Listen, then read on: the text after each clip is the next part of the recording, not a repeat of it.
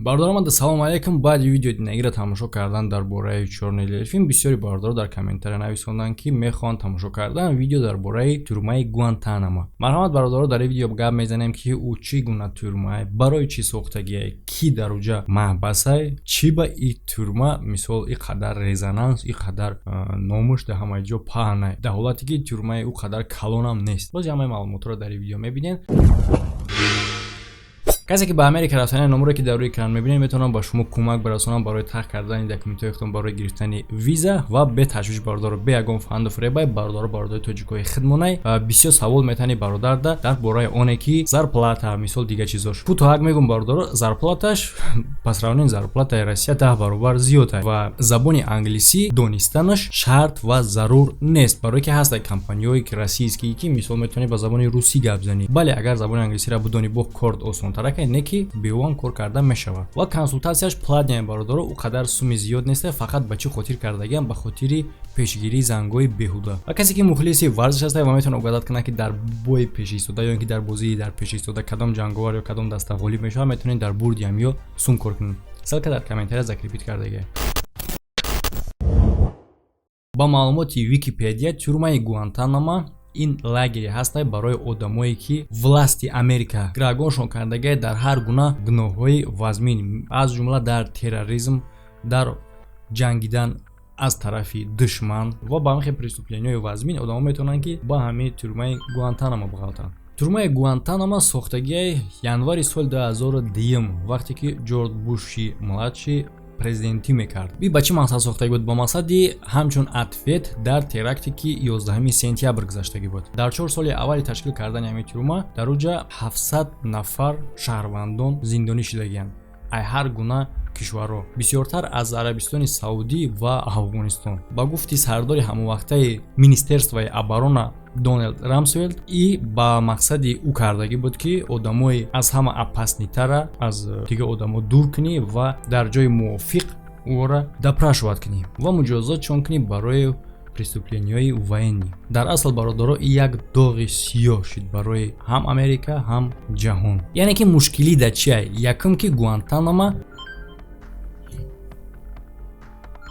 камтара қарор бест видео кардасам дилинг сообщение омадеса. Яъне ки мушкили тюрмаи Гуантанамо дар чи ай? Якум ки ин нарушад мекунад конститутсияи худи Америкаро ва ҳамчун ҳуқуқи байналхалқиро ва ҳамин хел статуси юридически ин ҷо тасдиқ шудагӣ нест. Агар ки ӯ дар территорияи Амрико дохил шава мисли посолствои Америка, яъне ки дар уҷа бояд ҳифз карда шава ҳамин хел ҳуқуқҳо ва мисли суди ҳақиқӣ, адвокат яъне сафедкунанда ва дигар корҳои аз рӯи одамгарӣ, не ки дар инҷо ягон таъйи нест. Бале тоғози на танҳо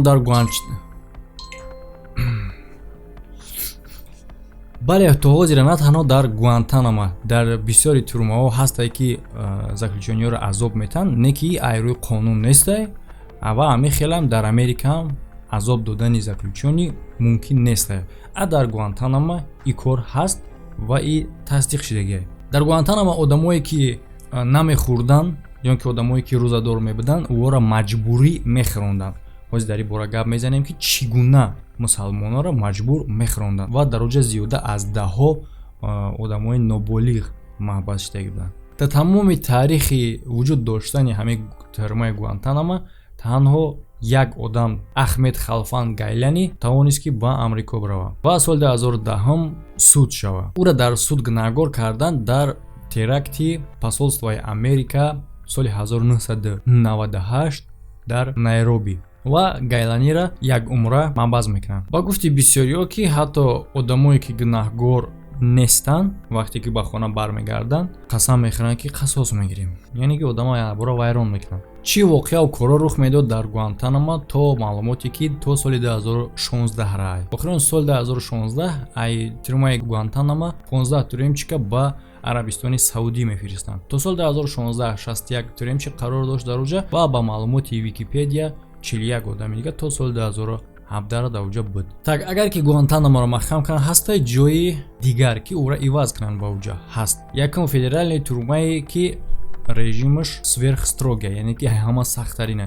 Ин тюрма қарор дорад дар штати Колорадо. Дар инҷа круглосуточное видеонаблюдение, деворои камераош железобетоние ки дар уҷа туремчико 23 соатшона дар як сутка мегзаронанд. Ҳама хел дар уҷа муҷозот шудагиай Амар Абдулраҳмон и бая гуфтае ки иштирок кардагиай соли 1993 дар торгови центри близнитсӣ, яъне ки ҳам башни близнитсие ки мо дар бораш гап задем 11 сентябр кафондагиашон ҳамира бо соли 1993 ҳам як бори дига теракт гузарондагӣ буданд дар ҳамҷо, яъне ки ӯ чапа шидагӣ набуд. Мо дар ҳамон видео гап задагӣ ҳастем, яъне ки 11 сентябр ки башниҳо чапа шид и диюм терактие ки дар уҷа рух додагӣ. Касе ки тамошо кардагӣ набоша ҳама видеоро чанд қисма кардагим ба паскас каволи мебуря будроин тамошо кунед, хеле интересне. Ва ҳамчунин дар уҷа маҳбат шидагӣ буд Ричард Рид, албатта бо шарофати ҳамияе ки дар бисёри аэропортҳо ҳатто пояафзолот ҳам мебуранд тафтиш мекунанд. Тимоти Маквей дар уҷа шидагиай, Ҷахар Царнаев ва Мусаи Закарияс, яке аз ташкилкунандаҳои теракти 11 сентябр гузаштагиай. Аз ин тирма ягон кас то имрӯза гирехтагӣ нест. ва савол ба миён меяд ки ба чӣ мақсад ҳама хел ҷоҳоро месозанд? Ба мақсади кам кардани терроризм. Савол: оё терроризм кам мешавад? Мутаассифона не. Террористое ки мисол калонсол мембаранд ё ин ки маҳбас мешаванд дар ҳамин ҷа, ӯро иваз мекунанд ба одамои ёш, ба ҷавоно, ба кӯдакҳо ва ӯро бояд мотиватсия бидиҳанд. Ба чӣ? Ба чӣ мотиватсия метиҳанд? Бале, ба ҳамин Гуантанамо. Яъне ки шумо нигоҳ кунед ки зидди падари шумо, зидди амаки шумо, зидди акаи шумо дар уҷа чӣ гуна рафтора.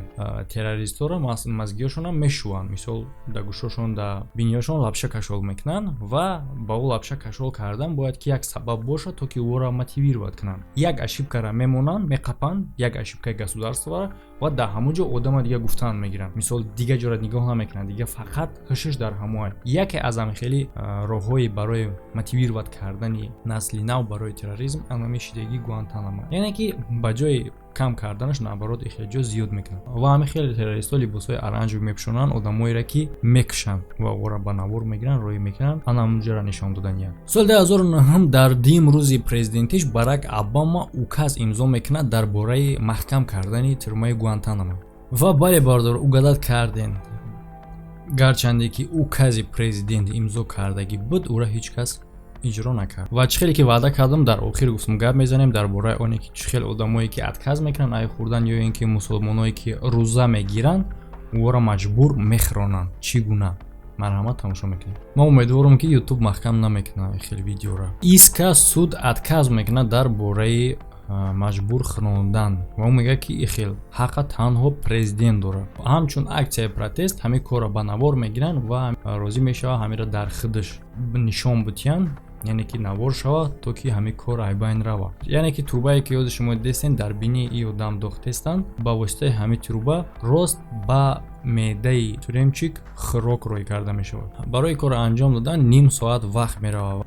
Чӣ хеле ки хиди врачое ки ҳамин корро анҷом метиҳанд мега, ҳиссиёти хеле дарднок аст. Ва баъди ин корро кардан як чанд соат дар махсус камера заключёниё вақти худшона мегзаронанд, то ки назорат кунанд, бинанд ӯро ки специально напартоянд. Агар ки специально заключёни партофт хӯрока, бо ҳамин корро як бор дига такрор мекунанд. Ҳамин хел кор як рӯзда дуборӣ мешавад. Одаме ки аз хӯрдан отказ мекунад ё ин ки рӯзадор аст. Вақте ки ман розӣ шидам барои кор, ман даже тасаввур карда наметонистам ки чӣ кор метавонад рух бидиҳад. Сониyaҳои аввал мешавад тоқат кунед, не ки баъдан ман сӯзоки хеле сахт ҳис кардам ва дарди дузахтӣ. Ман наметавонам тасаввур кунам ки чӣ гуна ин корро мешавад таҳаммул кунед 2 бор дар як рӯз. Бале бародаро, чӣ хеле ки худшон мегам мо азоб наметем, магар ин азоб додан нест, гарчанде ки ӯ агариро хӯрондани хӯрок ҳисоб кунанд.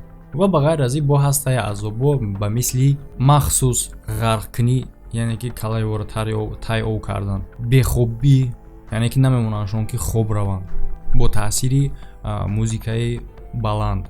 Чӣ хеле ки худи туремчико меган, ӯро маҷбур кардагиянд ки соатҳо дар як пор рост бестанд, сагоро ба тарафи ӯ роӣ кардагиянд ва қувваи барқ қатӣ задагияншон ва як чанд шабона рӯз дар карцери хунук партофтагияншон. Албатта ки бе либос, хӯрок ва об. Минабарони Амрико махсус комиссия ташкил кардагияе ки ӯво ҳуқуқ доранд ҳар як заключёнида любой намуд статуса битан, яъне ки любой намуд гуноҳа дар ӯво бор кунанд. Яъне ки автоматически ӯво метавонанд ки ҳар як заключёниере ки дар ҷай любой намуд срокшон битан ва любой намуд азобу шиканҷара дар вораво бинанд.